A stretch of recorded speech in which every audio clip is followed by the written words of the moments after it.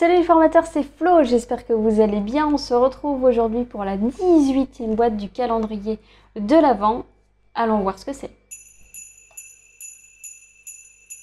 C'est une astuce de formateur. Notez le temps réel de vos séquences de formation pour adapter votre scénario pédagogique.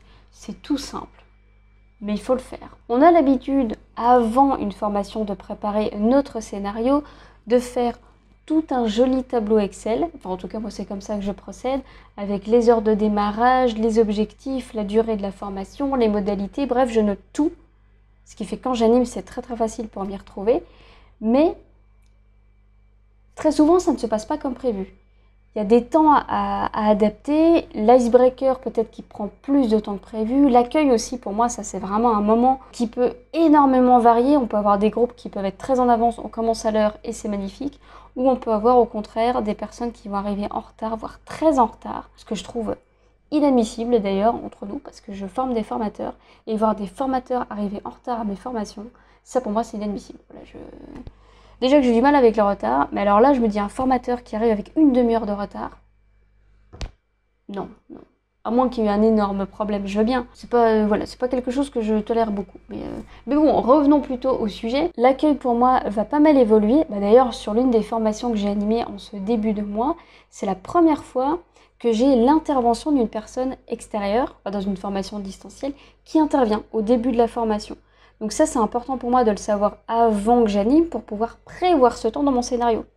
Imaginons que la personne arrive, qu'il ne soit pas prévu et qu'elle commence un pitch de 5 minutes, moi, si je ne l'ai pas prévu dans ma formation, il va falloir que je me réajuste au fur et à mesure. Donc c'est bien de le savoir en amont. Donc déjà, on prépare son scénario avant d'animer, bien sûr. On note bien toutes les durées et pendant, moi, je note tout ce que je fais. L'accueil, il a pris combien de temps réellement?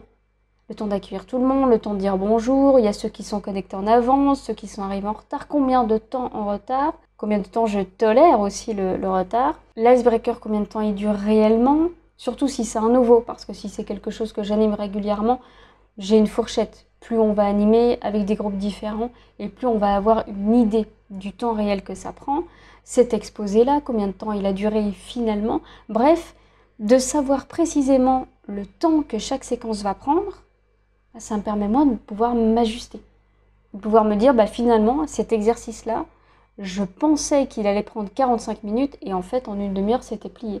Ou à l'inverse, j'ai dû accorder plus de temps à mes apprenants. Petite anecdote, ça nous était arrivé avec les drôles de dames, avec Méry Strulu et Juliette Fasquelle, on animait des ateliers en distanciel et vu qu'on était 3 animatrices, et bien là on avait une discussion sur WhatsApp en même temps qu'on animait pour savoir comment on se réajustait. Parce qu'il y avait plein de moments, vu que c'était un premier atelier qu'on animait, il y a plein de moments qu'il fallait ajuster. Finalement cet exercice-là, on le fait pas, on le saute, on passe tout de suite à cette étape-là. On avait cette discussion-là en direct parce qu'on se rendait compte que les personnes qui venaient dans ces ateliers, elles avaient besoin d'échanger, de beaucoup échanger.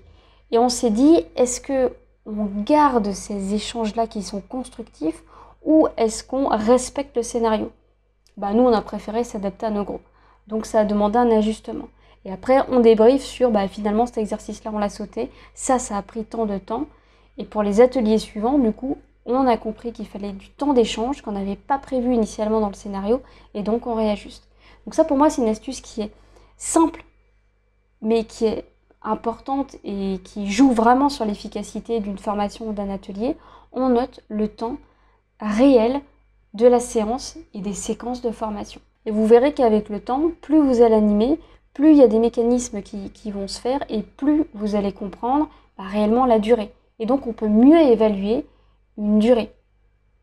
Et je sais qu'aujourd'hui, la plupart des ateliers ou des formations que je donne, non seulement elles se finissent à l'heure, c'est rare quand je vais déborder. Ça m'est arrivé pour l'atelier mind mapping.